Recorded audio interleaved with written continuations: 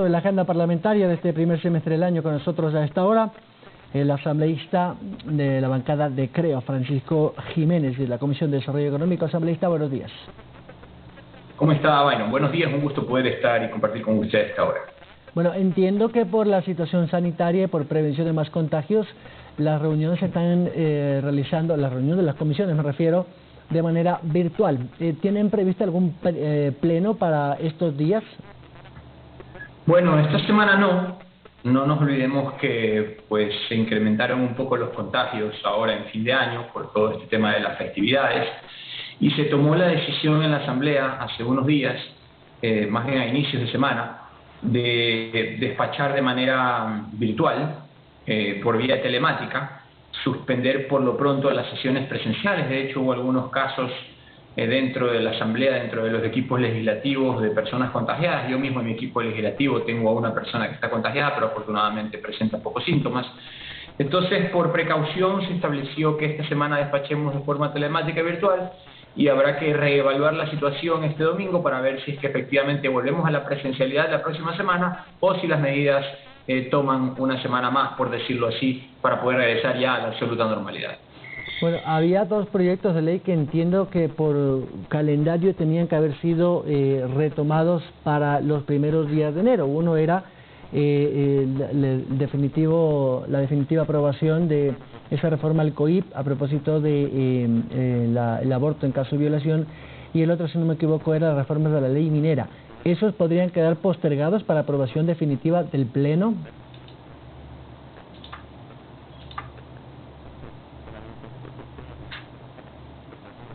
Francisco, no sé si me está escuchando, si me escuchó lo último.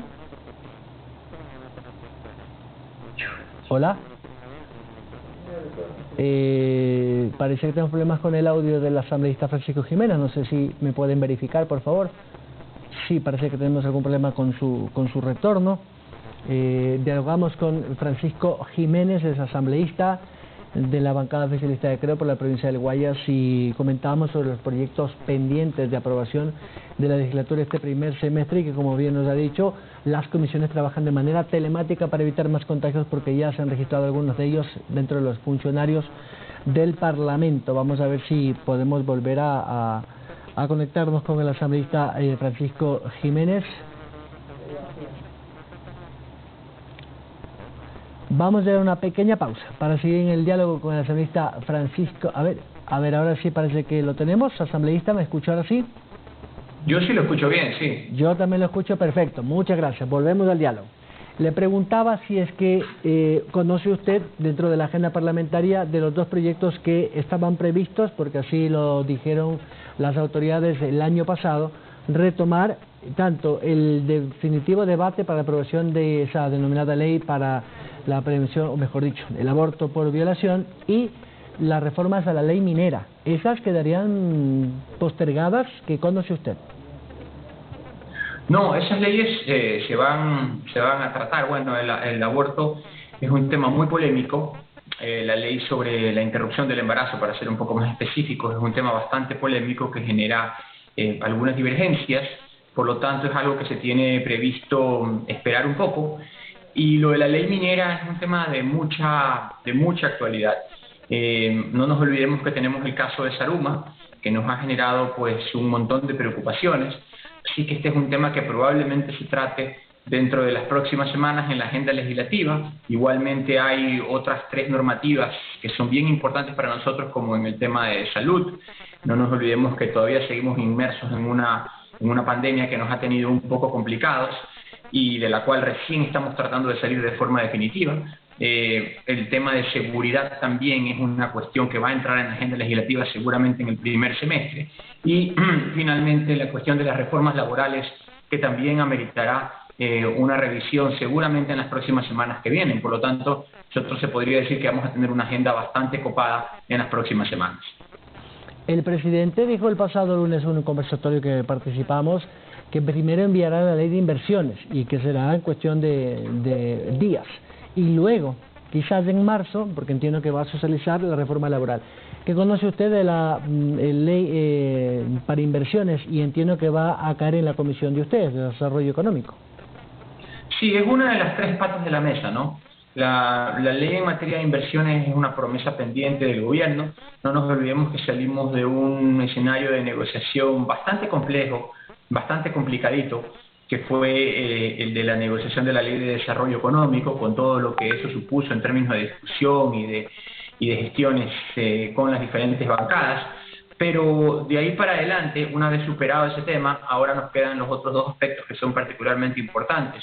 El uno, el que tiene que ver con lo laboral, que ya lo mencioné hace un momento, y el otro que tiene que ver con las inversiones. Como usted bien dice, nosotros esperamos en la Asamblea que en las próximas 3 semanas llegue el tema de la ley de inversiones y que de aquí a los próximos 2 a 3 meses llegue el capítulo concerniente a lo laboral, que seguramente dará mucho que hablar porque allí tenemos posiciones un poco encontradas, pero está claro que el país no puede seguir por la senda de darle simplemente a 3 de cada 10 personas que están en la población económicamente activa un empleo formal. Eso tiene que cambiar, eso tenemos que volverlo a trabajar.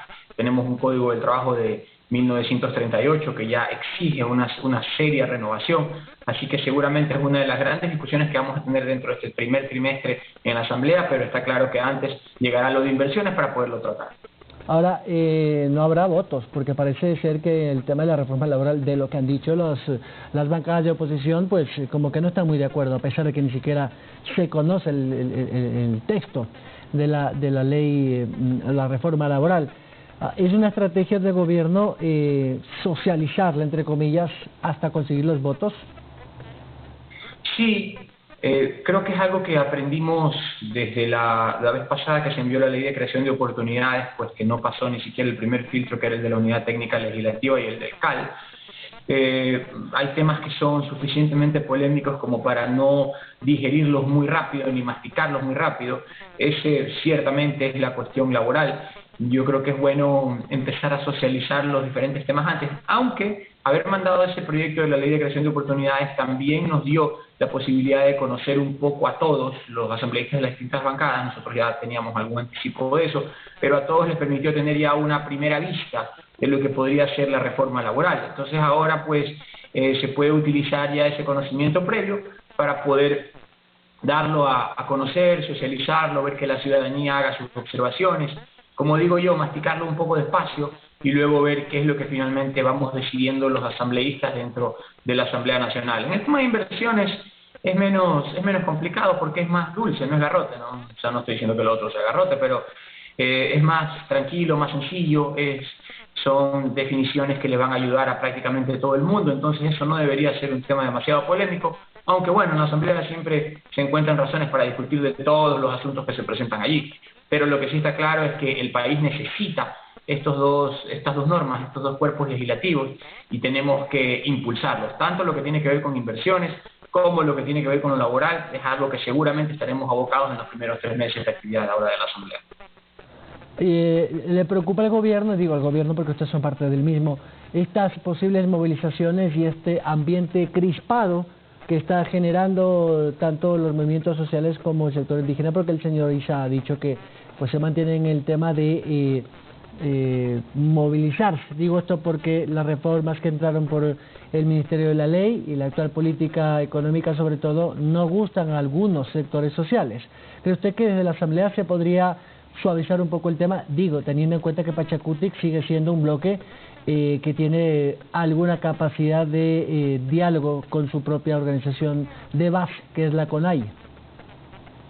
Bueno, el señor Issa parece que vive en el túnel del tiempo, ¿no? Parece que vive atrapado en algún periodo de la historia donde conoce solamente de movilizaciones, de marchas y de manifestaciones en la calle.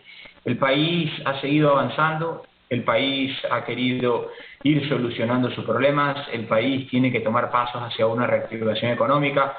La verdad que no nos quita mucho el sueño, no dejamos de estar atentos a lo que pueda suceder, pero el Ecuador tiene que avanzar. El Ecuador tiene una agenda de reactivación en lo sanitario, en lo que tiene que ver con la seguridad, en lo económico, que no puede esperar. Nosotros, en lo que tiene que ver con el empleo, en lo que tiene que ver con lo laboral, nosotros tenemos que buscar la manera para eso nos eligieron, ¿no? De ir solucionando los problemas que tiene el país.